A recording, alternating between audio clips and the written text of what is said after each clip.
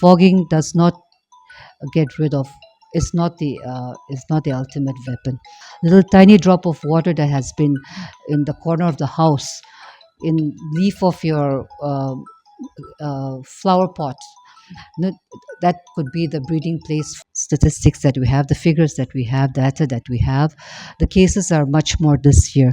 The rush at the blood bank does not necessarily mean that everyone requires platelets. Dimapur has been witnessing quite a significant surge in the cases of dengue in the last 2 months, particularly so in the past 2 weeks. We have done a comprehensive report last week on the cases of dengue in Dimapur, and we have seen communities all across the city and in pockets severely affected. So we were concerned about it. We talked to a lot of people. Right now, we are joined by the Chief Medical Officer of Dimapur District. We want to learn about how we got here.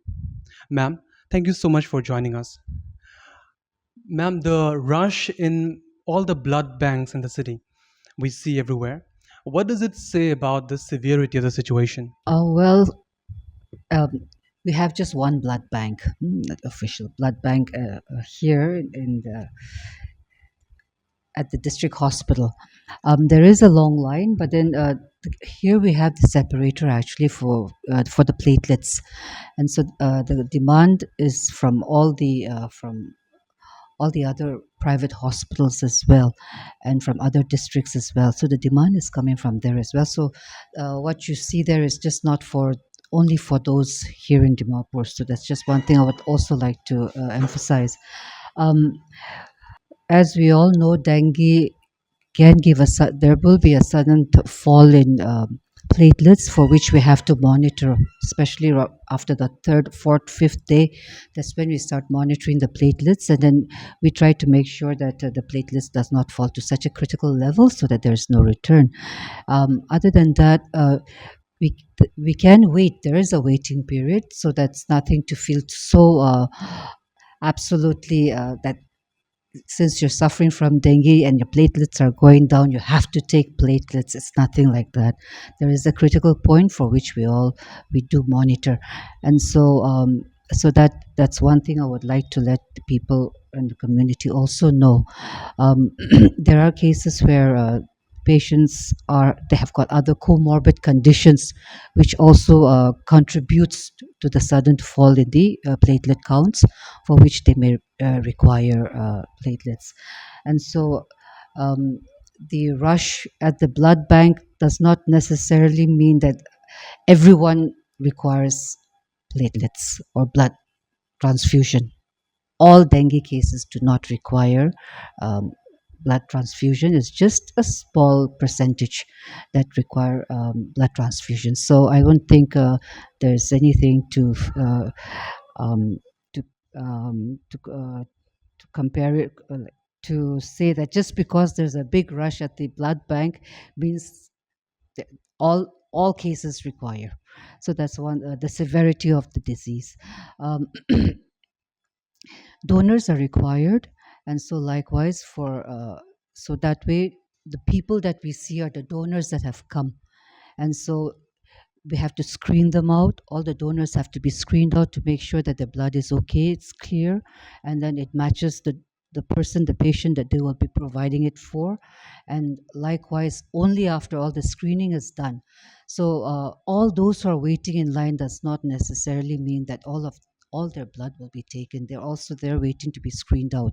So the screening process takes place, and after that only the actual um, um, blood is after that only the blood is collected. The- and so that way I don't think so just a number of patients, a number of people waiting outside does not really uh, show the severity of the disease or the need for the number of uh, or how many will be utilized, how many units will be utilized. I think that would be a better way to put it. Yeah. Ma'am, how do you compare the cases that we see this year? Because there is a this year, you know, the number of people we have talked to, the nurses, the people who are suffering, the attendants, and the reports we are reading.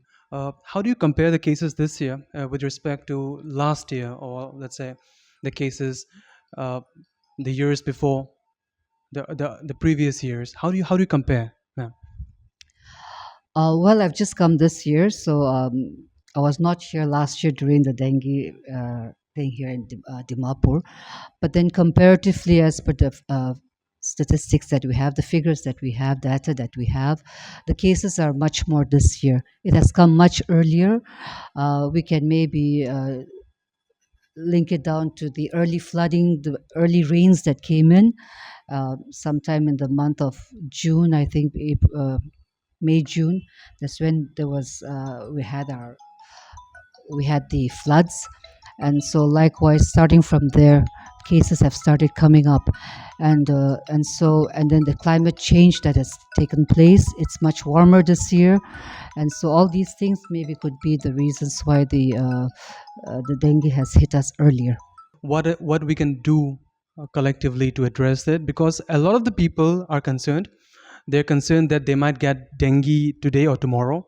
They're concerned about dengue every time they have a high fever. uh, a lot of the people do not even know when to approach the hospital. uh, People are panicked. you know there is a lot of chaos among communities, that like there is dengue and everything, and they think, uh, you know of course it can be life threatening, but like, okay, what everybody can do, ma'am, to address it, and also the psychological impact that it has created. Mm, Where dengue is concerned, I think we have to first know that it's a vector-borne disease. It needs a vector to get infected, and then the mosquito is the vector. It's already been identified. Our And so likewise, we have to protect ourselves from mosquito bites, and so that is one thing that the community can work on, is how to keep how to protect ourselves. We've been advising. I think a lot of advisories have gone out. We've had a lot of awareness campaigns. We've had a lot of IEC, and we've had a lot of FDGs in villages, and with the civil societies, and with the community as such, where we've advised them on how to keep your surroundings dry and clean, and then to make sure that we don't have any pockets where stagnant water would be available for the mosquitoes to breed.